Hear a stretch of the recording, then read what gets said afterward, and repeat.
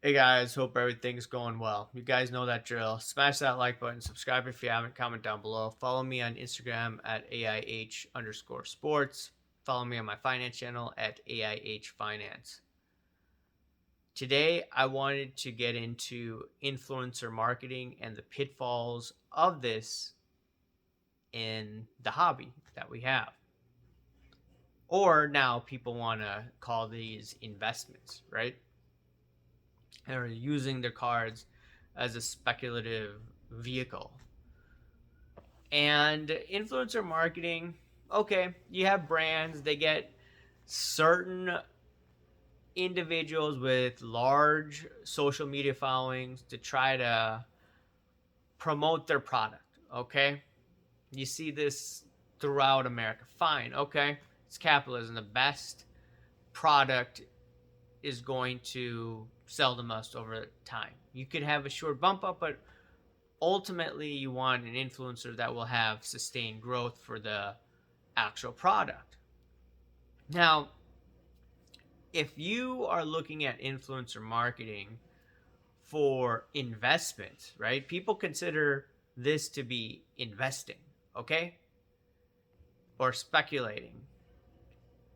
This is a recipe for a disaster, especially with what's already gone down. I think it's going to get much worse when Fanatics is here, okay? So during the pandemic, you had Gary Vee, one of the biggest influencers out there. He influenced people to get into basketball cards. People were making money left and right. Yeah, they're making money left and right because of funny money, all this monopoly money thrown in the system. The economy was shut down as well. Couldn't go to basketball games, right? Said that hundreds of times. So you have that situation out there with Gary Vee and others promoting these cards like crazy. Then the economy starts to open back up. Gary Vee disappears after that Vegas Day video. And now we have, you could say, the new influencers on YouTube. They're going into, I would say, not obscure markets, but markets that really haven't been speculated. And it seems that a lot of people are perceiving newbies, especially, that hey, this is a get rich scheme, and you see your favorite influencer buying up these cards, so I'm gonna buy up these same cards. And if anyone criticizes them, you're a hater, you are negative, you're pessimistic, etc. And no, that's not the case. The reality is, if you are in a low volume market and people are buying it up, influencers are buying it up before they go out to their audience, and then they go out to their audience and say, hey, it's great speculative asset or whatever, then they dump it, right? Once the hype gets in, once they are able to bring awareness, as some people say, to the particular card or asset class. And it's good for people loading up and buying it. It's not good for the bag holders, right? And some people will be like, you learn your lesson on your own. I'm like, okay, fine. But it's just going to make more people mad in general at the hobby. And you're seeing it more and more. I used to have, 100 people watch my videos. I used to talk about similar type of things. And now my audience is, what, 3 to 4 times bigger than some of my videos from over a year ago, year and a half ago.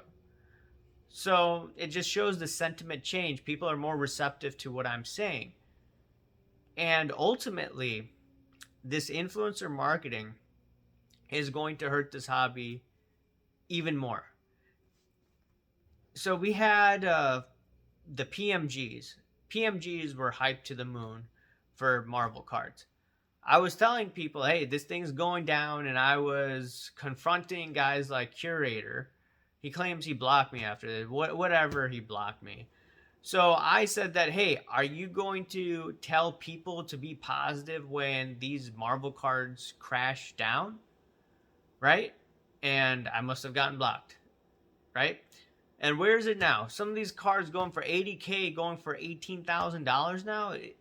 I mean, that's just crazy.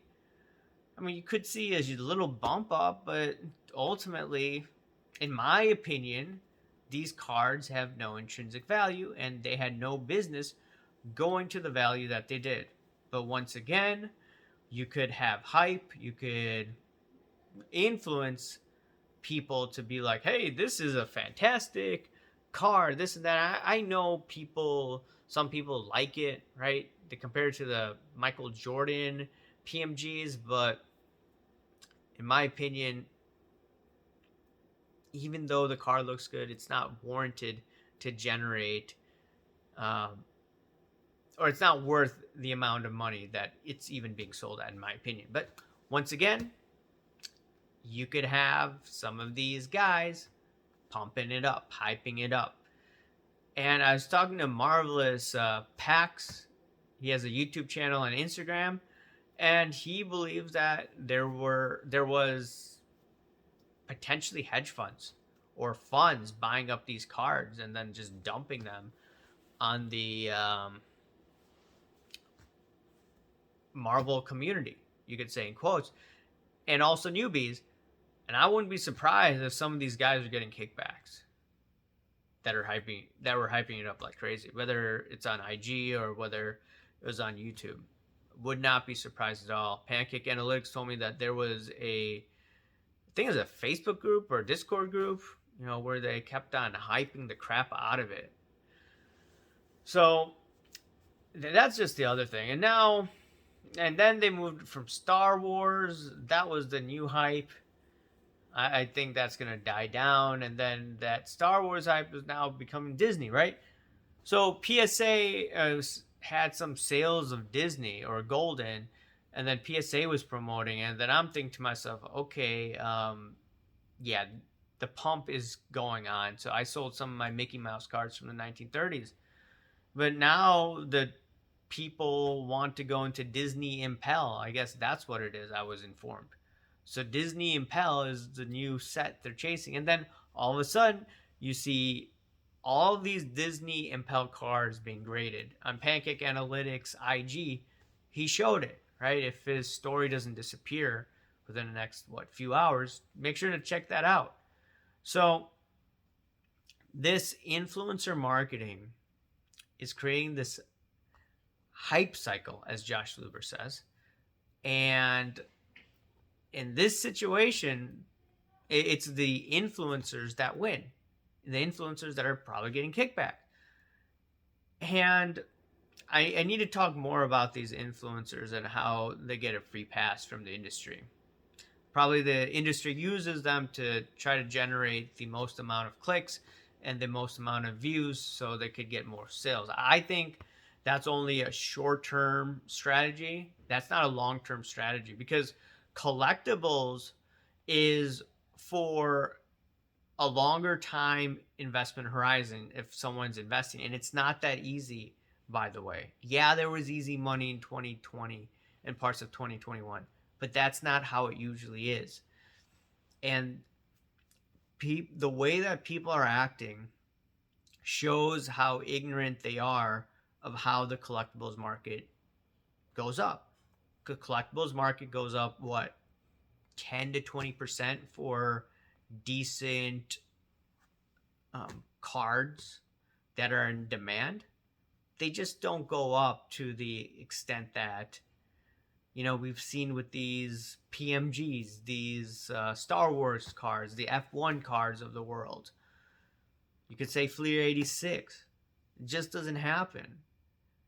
And in my opinion, if the industry continues to go down this road, and if Fanatics decides to do this type of marketing, it's definitely going to turn off, in my opinion, these older collectors, these older investors. I mean, this type of stuff is turning me off, right? And I get it. I think a lot differently than most people, but still, if I'm thinking this, there's hundreds of others thinking like this, my age. and they probably want to go to the average Joe, and they think they could try to influence them to buy cards at a price that I don't agree with. I believe is higher than what the market should dictate. For instance, Fanatics, if you still go on their website, Chrome PSA 9 rookie, I believe that's the rookie of Chris Bosch, it's still substantially more than what it is on eBay, despite having a sale on Fanatics. Yeah, I got a question from one dude I know. He says, "Hey, what about this card on Fanatics?" I'm like explaining to him, like, I told him, in my opinion, Fanatics is overpricing their graded cards on their website. So they're going to go toward the ignorant person. And in my opinion, Fanatics is going to use these influencers to try to persuade people to buy overpriced cards. In the short run, you make money. In the long run, no, you don't. Their model, in my opinion, is try to get these new people that are probably going to be ignorant.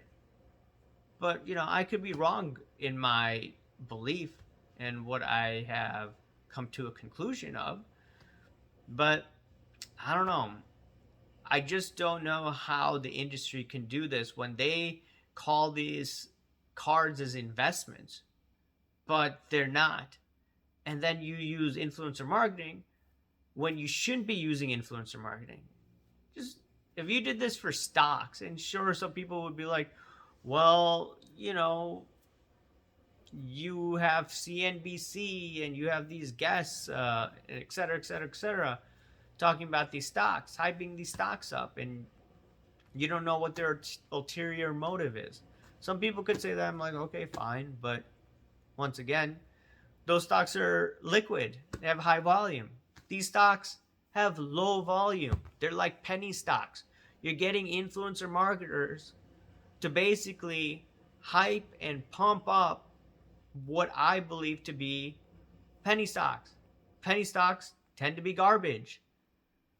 And these cards are not garbage. It's just that, in my opinion, it has no intrinsic value. So, I don't know, man. I just don't like this influencer marketing, and it's turning me off, and I think it's going to turn off many more people once they figure what I've been able to figure out the last few years. Anyways, guys, let me know what you think. Remember to smash that like button, subscribe if you haven't, comment down below, guys. Thank you. Bye.